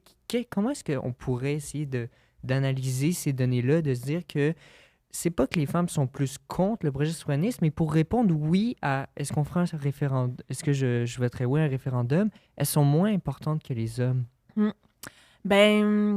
sais, j'ai l'impression, la politique, ça a été longtemps la chasse gardée des hommes. Les femmes votaient comme les messieurs. Tu sais, la charge mentale, ça reste encore, tu sais, les femmes qui la portent majoritairement. Fait quand est-ce que tu as le temps de te poser la question, tu sais, qu'est-ce que ça me donnerait? Fait moi, je l'explique peut-être un peu comme ça. Au débat sur l'indépendance, j'ai aussi nommé, puis après ça, on m'a dit, oui, il y en a des modèles, mais moi, je trouve qu'on cite moins des modèles féminins quand il vient le temps de parler d'indépendance. Puis, tu sais, même nous, tantôt, on a parlé de Pierre Falardeau. Les gens parlent beaucoup de Gérald Godin, tu sais, René Lévesque, Gaston Miron. Tu sais, c'est beaucoup des hommes qu'on met de l'avant, moins les femmes. Puis même moi, tu sais, il y a après Louise Arel, Pauline Julien. Mais, je suis peut-être plus jeune, j'étais moins là-dedans, mais moi, spontanément, j'ai plus de difficultés, tu sais, à m'identifier à des femmes souverainistes. Puis pourtant, je veux dire, j'ai quand même évolué dans le milieu politique. Enfin, je me dis, si moi, j'ai cette difficulté-là spontanément, peut-être qu'il y a beaucoup de femmes aussi de s'identifier à des modèles féminins qui ont été très campés pour l'indépendance. Alors, tu sais, on a besoin de plus de femmes, je pense, qui portent la cause, qui sont visibles, qui sont là, tu sais. Ouais. Tantôt, tu parlais du budget de l'an 1 du PQ. Tu disais, c'est une bonne chose. Il y a le livre bleu aussi qui s'en vient du Parti québécois l'an prochain. Donc, il va un peu expliquer ce serait quoi, si le PQ fait l'indépendance, ce serait quoi le Québec indépendant. Il y a d'autres initiatives comme ça. Du côté de Québec solidaire, parce que c'est un écho que je reçois des fois d'électeurs et d'électrices de Québec solidaire qui sont indécis sur la question de l'indépendance puis qui trouvent que le parti n'en parle pas assez. Puis ça, c'est un consensus entre toi et Ruba, notamment. Vous vous dites, le parti n'en a pas parlé assez à la dernière élection. Qu'est-ce que toi, comme co-porte-parole, selon toi, Québec solidaire devrait faire, si tu es élu, pour convaincre les gens d'adhérer au projet d'indépendance, des choses concrètes, comme on parlait de le budget de l'an 1, qui démontre vraiment comme, OK, financièrement, c'est possible. Le livre bleu, après ça, qu'est-ce qu'on fait avec la monnaie? Qu'est-ce qu'on fait avec l'armée? C'est qu'est-ce que Québec solidaire va faire comme outil pédagogique pour convaincre les gens, autant au sein de Québec solidaire, mais aussi à l'extérieur? Oui, c'est une bonne question. Je dirais, tu sais, là, je suis beaucoup dans la première étape, là, c'est-à-dire de gagner cette course-là. Donc, qu'est-ce qui va arriver après? Tu sais, je te dirais, moi, je vois beaucoup d'avantages à être une porte-parole extra-parlementaire, notamment pour avoir le temps de ramener le deuxième front à Québec solidaire. Tu sais, là, on est beaucoup dans réagir, l'actualité, l'agenda plus à la petite semaine. On est on est beaucoup plus dans les propositions que dans la mise au jeu de projets, d'idées, de projets de transformation de la société québécoise. Puis moi, j'ai vraiment le goût qu'on renoue avec ça, de passer du temps sur le terrain, puis de réfléchir plus à moyen, long terme, puis commencer à travailler le terrain pour qu'en campagne électorale, les gens soient plus réceptifs, soient plus prêts. Moi, je parle beaucoup de souveraineté alimentaire dans cette campagne-ci. J'ai publié une lettre ouverte la semaine dernière dans le Journal de Montréal. Pour moi, ça s'inscrit dans un discours aussi de l'indépendance, de souveraineté du Québec. Fait que, tu sais, après, qu'est-ce qu'on pourrait faire, tu sais, concrètement? j'imagine qu'il y a toutes sortes d'initiatives qu'on peut faire pour vulgariser, pour justement se faire en sorte que la société puisse se projeter dans un Québec indépendant en faisant rêver les gens. Je pense qu'il faut ramener un peu du rêve. Puis tu sais, pas péjorativement, là, mais moi, je pense que les gens votent beaucoup avec leurs émotions. C'est pas rationnel d'aller voter, c'est très affectif. Fait qu'il faut aller solliciter ça dans la fibre affective chez les gens en parlant effectivement de fierté, de projets, de trucs qui vont nous rendre fiers, qui va nous amener plus loin. On porte en nous l'héritage de la Révolution tranquille. Moi, j'ai le goût qu'on sollicite cette même fibre-là qui a fait en sorte qu'il y a des milliers de Québécois qui ont embrassé justement l'idée du Québec, du pays, de s'autodéterminer, de retrouver tous nos leviers. Moi, je me dis, ce filon-là, il existe encore et on est dépositaire de cette mémoire-là. Ça se transmet, cela. Là. Fait il faut arriver à solliciter ça chez les gens. Puis je pense qu'on y est moins arrivé, notamment à Québec solidaire, dans la dernière campagne électorale. Puis j'ai le goût qu'on renoue avec ça. On va passer au bloc enjeu, parce que là, on a Sont les parlé autres enjeux. au niveau indépendance. Mais là, tu sais, surtout à ta carrière, tu es vraiment connu pour ta mobilisation au niveau de les arsenics, la qualité de l'air, la fonderie Horn, Glencore. Tu t'es beaucoup mobilisé là-dessus, puis tu as été une grande personne relais par rapport justement à cet enjeu-là. Tu l'as martelé au niveau de la campagne électorale en 2022. Puis ça continue, il continue d'y avoir, je pense la semaine dernière, il en parlait encore. Donc c'est toujours un sujet qui est mobilisé. Puis, à travers tout ça, comment est-ce que tu as fait en sorte de vraiment te tenir debout, justement, face à cette situation-là? Parce que c'est une situation qui était difficile. Tu es face à des géants qui ne respectent pas les qualités de l'air, puis surtout qui ont des magouilles ou qui ont certainement des pressions qui doivent s'exercer parce que tu es la porte-parole un peu de ça. Puis, tu as des gens qui sont des entreprises, qui ont des gens qui travaillent pour eux. Donc, il y a vraiment un peu un nombre important contre toi. Comment tu vraiment te mobilisais, tu te tenais debout face à cette mobilisation-là, puis tu continues encore à le faire aujourd'hui? Ben, je l'ai dit un peu tantôt, là, je suis quelqu'un de principe. Fait que, tu sais, quand t'es convaincu d'être du bon côté de l'histoire, tu sais, les baffes sont plus faciles à prendre. Puis, tu sais, faire de la politique, c'est vraiment beaucoup de sacrifices, mettons, dans notre vie personnelle, tout ça, tu sais, c'est de la grosse pression, c'est gros, tu sais, puis, fait que si tu fais pas ça pour les bonnes raisons, je veux dire, on va se rendre malade, là, puis, tu sais, moi, je veux dire, il y a trop de sacrifices pour que je ne sois pas, que je me tienne pas debout puis que je sois pas là pour mes convictions. Fait qu'après, tu sais, bon, il y en a qui disent beaucoup, j'ai joué mon siège sur le dossier de la fonderie. Je pense que ça a contribué, mais pas juste. Mais en même temps, on a-tu besoin de ça, là, du monde qui se tienne debout? Puis, tu sais, c'est un système, hein? Puis c'est un système... tu sais, on a beaucoup parlé de la fonderie Horn, mais je veux dire, ce système-là existe à bien des endroits, là, tu sais. Puis c'est le néolibéralisme aussi, là, tu sais, ces politiques-là qui sont faites pour accommoder les grandes entreprises, puis que finalement, c'est les grandes entreprises qui ont le dernier mot, puis que tout ça se travaille en amont, dans le dos des citoyens. Je veux dire, moi, j'en veux beaucoup à ce système-là qui s'en prend à la santé, qui s'en prend à notre culture, qui s'en prend à qui nous sommes, à notre territoire. Je veux dire, j'en veux beaucoup à ce système-là et ce système-là que je souhaite ébranler. Puis c'est ça, on a besoin d'avoir des figures importantes qui vont se tenir debout pour leur principe. Puis je pense que il y a de l'appétit quand même pour ça dans la population en général. Là, c'est ça. Fait que tu sais, pour moi, je veux dire, je suis... puis même dans cette course-là, tu sais, je suis le plus authentique possible. Voici ce que j'ai à offrir. Puis si ça convient pas, vous savez quoi, tu sais, ça convient pas. Puis moi, je vais la faire autrement, ma révolution, là. Tu sais, je suis quelqu'un qui carbure au projet, qui manque pas d'idées. Je veux dire, je la ferai à une autre échelle. C'est sûr que quand je pense à mes enfants, quand je pense à l'avenir du Québec, quand je vois les crises qui se profilent, je me dis... Tu sais, il y a quelque chose à faire, puis j'ai le goût de le changer, ce système-là, mais bon, si les gens sont pas prêts à ça, tant pis, tu sais. Mais je vais travailler fort pour faire en sorte que les gens soient prêts à ça. Si je pose la dernière question avant qu'on passe au bloc ça ou ça, parce que veux pas, le temps il roule vite. On s'était dit 1 heure et demie, puis tu vois que ça passe vite. Hein? C'est agréable de pouvoir parler d'indépendance comme ça en profondeur. Si je te ramène à quand tu étais député en 2019, donc tu as dénoncé l'accaparement des terres québécoises par la Chine. L'histoire, bon, elle a fait parler d'elle pour certaines mauvaises raisons, mais en tant qu'indépendantiste, tu as mis le doigt sur quelque chose d'important. Donc, l'intégrité du territoire, l'intégrité des ressources. Donc, d'un point de vue souverainiste, veux-tu nous expliquer un peu c'était quoi le fond de ta pensée puis qu'est-ce que tu voulais dénoncer à ce moment-là? Oui, absolument. Bien, j'en ai fait le cœur de ma campagne aussi cette fois-ci. Tu sais, la question du territoire, pour moi, qui est fondamentale.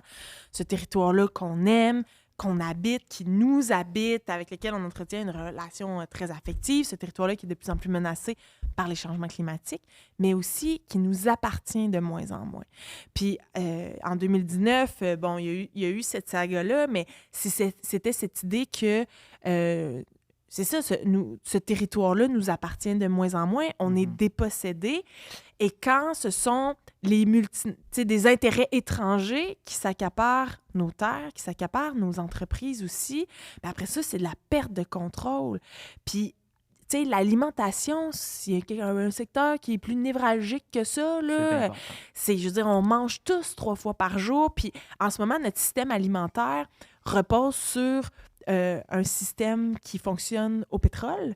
Et la journée où ce système-là s'effondre, on est mal pris parce qu'on est loin d'être autonome d'un point de vue alimentaire au Québec. Et si nos terres ne nous appartiennent plus, je veux dire, tu n'as pas de terre pour cultiver, c'est la première condition à rendre possible l'agriculture. Tu sais, on ne se mettra pas à produire du blé puis de l'avoine dans des fermes verticales tu sais, je veux dire, dans des containers, là, c'est pas vrai, là. On a besoin de nos terres agricoles. Et si nos terres ne nous appartiennent plus, on devient extrêmement vulnérable. Et ça, c'est vrai pour nos terres agricoles, c'est vrai pour notre forêt, c'est vrai pour notre eau potable, c'est vrai pour nos minéraux, c'est vrai pour nos pêches, c'est vrai dans plein de domaines. Et moi, ça me préoccupe. Et il n'y a personne qui parle de ça à l'heure actuelle. Puis moi, j'aimerais ça que Québec solidaire soit beaucoup plus actif sur ces questions-là, sur la dépossession du territoire. Puis, tu sais, maître chez nous, le sommes-nous vraiment? Il faut se poser cette question-là. Et je pense que ça aussi, ça peut fédérer beaucoup les gens. Parce que, puis, tu sais, ville, banlieue, région, tout confondu, il n'y a personne qui trouve ça le fun de savoir que notre eau potable est embouteillée par des Américains, par des Asiatiques.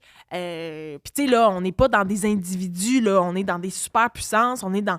C'est de l'impérialisme, là, à certains égards, là. Fait que, je veux dire, moi, il faut dénoncer ça, il faut lutter contre ça, puis s'assurer que nous nous appartenons et que nous répondons aussi à nos besoins d'abord. Puis, tu sais, là, des fois, il y a des gens qui sont comme, ouais, t'es protectionniste, mais en même temps, je veux dire, il y a plein d'endroits dans le monde en ce moment qui sont dépossédés de leurs terres agricoles, qui sont dépossédés de leur agriculture vivrière. Pourquoi? Pour que nous, les Nord-Américains, on mange des kiwis, des raisins et des avocats à l'année longue. Comme, pour moi, ça fait pas de sens. Je veux dire, dans une perspective de solidarité internationale, ça ne fait pas de sens non plus. Puis après ça, ben, on s'étonne qu'il y ait plein de gens qui veulent améliorer leur vie puis leurs conditions de vie puis qui se déplacent vers les pays occidentaux. Ben, en même temps, je veux dire, on a quand même contribué en quelque sorte à générer ces inégalités-là. Fait que pour moi, miser sur notre souveraineté alimentaire, en quelque sorte, c'est de s'assurer qu'on redonne aussi de l'indépendance ailleurs, que les gens partout dans le monde devraient d'abord s'alimenter soi-même avant d'alimenter les autres. Oui, c'est une question très importante, la souveraineté alimentaire, que tu soulèves, surtout quand on est indépendantiste. Voilà. Si on passe au bloc ça ou ça, donc je vais te donner je vais te poser plusieurs questions en rafale, donc rapidement, puis je vais te donner le choix entre deux possibilités, puis il faut que tu choisisses ton choix préféré rapidement, toujours, puis sans justification. C'est ça, sans justification. C'est dur. C'est dur, c'est dur, c'est dur. Ouais. C'est pas tout le monde qui a réussi. Donc, si on y va, puis je te demande, lève-tôt ou couche-tard? Couche-tard. Canadien de Montréal ou Nordique de Québec? Oh, ni un ni l'autre. Non, c'est pas bon de dire ça. Canadien de Montréal. Françoise David ou Amérique Adire? Aïe, aïe, aïe. Ah, ça, c'est dur. Mon Dieu. C'est tellement... J'aurais le goût de dire la fougue d'Amir Kadir. Ça, c'est très inspirant. Gabriel Nadeau-Dubois ou Manon Massé? Ah, ben là, je dirais Manon Massé. Ruba Gazal ou Christine Labrie? Ah là là, c'est dur, ça. Ah, mon Dieu, là. J'aime beaucoup la vibe de Ruba qui est très chaleureuse, là, disons, mais c'est très crève-cœur de poser cette question. Parti québécois ou Parti libéral du Québec? Ah, ben le Parti québécois, c'est sûr. Bloc québécois ou NPD? Ah, boy! Mon Dieu, Jack Layton? Convergence des indépendantistes ou division des indépendantistes?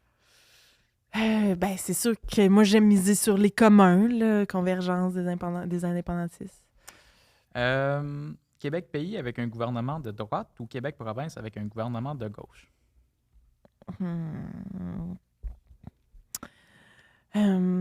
Rapprocher le pouvoir du monde. Donc, Québec pays, puis après ça, le gouvernement de droite. On peut le changer. On tassera, c'est ça. Ruba avait dit la même chose. Hein. Il nous reste quelques minutes. Si je te demande, tu as hésité beaucoup à Bloc québécois ou NPD? Oui, je voudrais y revenir. Ben oui, je te laisse y revenir. Ben, écoute, tu sais, je te dirais que, tu sais, des fois, il y a des questions d'individus aussi, puis, tu sais, c'est clair que les personnes à la tête, tu sais, des partis politiques vont quand même influencer la couleur de ce parti-là. Fait que, tu sais, puis, tu sais, en même temps, c'est ça. Fait que je trouve ça très embêtant. Puis, tu sais, d'une perspective de région, je te dirais, il y a ça aussi des fois qui entre en ligne de compte. Tu sais, je trouve ça très difficile. Puis c'est parce que après, comme si on dit on est plus NPD, ben là, c'est parce que vous n'êtes pas des vrais souverainistes, mais c'est pas tranché noir ou blanc comme ça. Puis tu sais, la preuve, là, tu sais, une des figures qui m'a encouragée aussi à me lancer en politique, c'était Christine Moore, qui était l'ancienne députée néo-démocrate de l'Abitibi-Témiscamingue, notamment parce qu'elle a eu 2 enfants en cours de mandat. C'était une jeune femme. Tu sais, ça n'était un modèle pour moi de dire je me lance. Il y a... Puis qu'elle a été candidate au Parti québécois. Puis là, elle a été candidate au Parti québécois. Tu sais, puis c'est drôle, on était à l'urgence en même temps la fin de semaine dernière, puis on en a reparlé, tu sais, mais c'est pour démontrer à quel point ce n'est pas tout noir, ce n'est pas tout blanc. Puis des fois, il y a un petit bout de quelque chose qui nous parle à un certain moment, puis tu sais, bon, après ça, il y en a qui aiment pas ça, ces vire-chemises-là non plus, mais puis après, tu sais, t'as un parti qui est comme fédéral, provincial. Fait que, tu sais, il y a beaucoup de couches d'analyse quand on choisit de voter pour un parti ou qu'on choisit de s'investir. Tu sais, Shofika, là aussi, qui était notre candidate dans Marie-Victorin, elle s'est présentée pour le Bloc, puis après ça, elle est revenue à Québec solidaire, puis je veux dire, faut faire attention, tu sais, tout n'est pas tout noir, tout n'est pas tout blanc. Moi, j'ai vraiment trouvé Jack Layton vraiment inspirant. Tu sais, quand il est arrivé, un peu, tu sais, dans sa façon très humaine de faire de la politique, ça m'a accroché au NPD pendant un temps.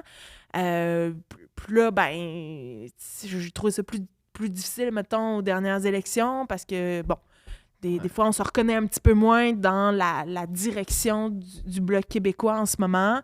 Puis, tu sais, là, tu sais aussi comment le dossier, comment les dossiers locaux ont été menés par chez nous, régionaux, avec le Bloc. Des fois, j'ai trouvé ça difficile, tu sais. Fait qu'il y a beaucoup de choses qui rentrent en ligne de compte.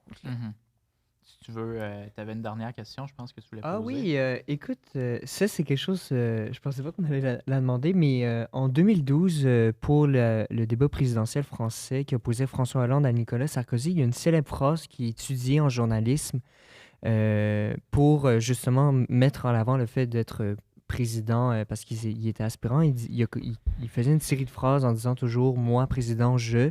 Puis il disait « moi, président, je ferai ci, ça, ça, ça ». Là, je me suis dit que ça pourrait être une bonne idée aussi de te demander si tu avais à reformuler cette phrase-là au niveau du mode co-porte-parole. Moi, co-porte-parole de Québec solidaire, je. Et en complétant la phrase, qu'est-ce que tu dirais au niveau rapidement, en répétant justement cette phrase-là, puis la même formule de si j'étais co-porte-parole de Québec solidaire, moi, je ferais ou je Mon Dieu, ben là, je pourrais dire plein d'affaires, là. Tu sais, moi, porte-parole de Québec solidaire, je travaillerais, tu sais, puis c'est parce que là, après, nous, on est des couples porte-parole, là, mettons, si Ouais. j'étais au pouvoir, tu sais, parce que là, je peux être couple porte-parole, mais pas en étant première ministre, mettons, là. Tu sais, Si on prend le scénario simple juste pour faciliter. Ouais, ben, mettons première ministre ou juste Oh, co-porte-parole? ben, comme tu veux. Co-porte-parole. Co-porte-parole, en ben, tant je que travaillerais... Tu sais, je voudrais remettre le projet de gauche vraiment de l'avant. Mais tu sais, cette gauche républicaine, là, si on peut dire, là, tu sais, de rapprocher le pouvoir du monde, de lutter contre les forces en présence qui nourrissent les inégalités sociales, tu sais, moi, attends, je l'ai trouvé. Moi, co-porte-parole de Québec solidaire, je veux nourrir le courage de l'action et je veux rendre le pays du Québec à ceux qui l'habitent et à la justice. Voilà, Bon, ça sera dans nos Ok. extraits pour l'épisode. Excusez, ça m'a pris du temps, là, il a fallu que je pense. Ça, Ben, c'est c'était bon. une question compliquée, Oui, mais c'est une c'est bonne ça. question Ouais. quand même. Rendre le pays et la justice à ceux qui habitent le Québec. C'est une très bonne réponse. En terminant, je te remettrai un petit cadeau que tu peux ouvrir. Oh! Donc, ça vient de la boutique indépendantiste 50% plus 1 qui font des produits indépendantistes. Donc, oui, tu peux le Fabriqué au déballer. Québec? Fabriqué, J'espère. oui, c'est Raphaël qui fait lui-même ses produits avec son imprimante 3D. Donc, un militant indépendantiste très, très passionné. Oh, wow! Donc là, on t'a donné un macaron des Oui Québec parce que je t'ai Formidable. parlé beaucoup Oui. de la collaboration entre les indépendantistes. Un porte-clés porte-clés. en fleur de lys et un beau collant drapeau De du Québec. Parce que c'est important de porter notre drapeau du Québec partout. Extraordinaire. Moi, j'en ai un dans ma cour. Hein. Ah oui, hein? J'en ai un dans ma cour que je dois remplacer tous les années parce qu'il s'effleuche avec le vent, Ah. mais qui est magnifique et qui nous invite, qui nous indique à tous les matins dans le sens du vent. Puis je trouve ça très, très symbolique, très beau. Oui, c'est très beau. Ben, fait qu'on te remercie beaucoup Merci. de t'être prêté à l'exercice. C'était vraiment très intéressant de discuter avec toi. On remercie la boutique 50% plus 1 pour le petit cadeau qu'ils te remettent. Si les gens veulent se procurer, par exemple, le petit porte-clés, avec le code promo Génération Oui, tout en majuscule, vous allez avoir le lien dans la description de l'épisode. On remercie également notre Oui, partenaire. Xavier Ouais. Barcellou-Duval. Donc, évidemment, encore une fois, dans les commentaires, dans la description, vous allez pouvoir retrouver ses activités parlementaires, extra-parlementaires et son site Internet. Si ça vous intéresse de suivre ses activités, merci beaucoup Ouais. pour appuyer Génération Oui. Oui, parce que c'est un appui qui nous permet, comme je le disais, de parler d'indépendance, puis ça nous aide beaucoup. On invite les gens également à suivre Émilise si vous voulez la soutenir dans sa campagne. On a reçu également Ruba Gazal il y a quelques mois, donc vous pouvez aller écouter l'épisode. On va recevoir aussi Christine Labrie, donc c'est une primeur pour celles et ceux qui se sont rendus à la fin de l'épisode. Sur ce, on se dit à la prochaine fois.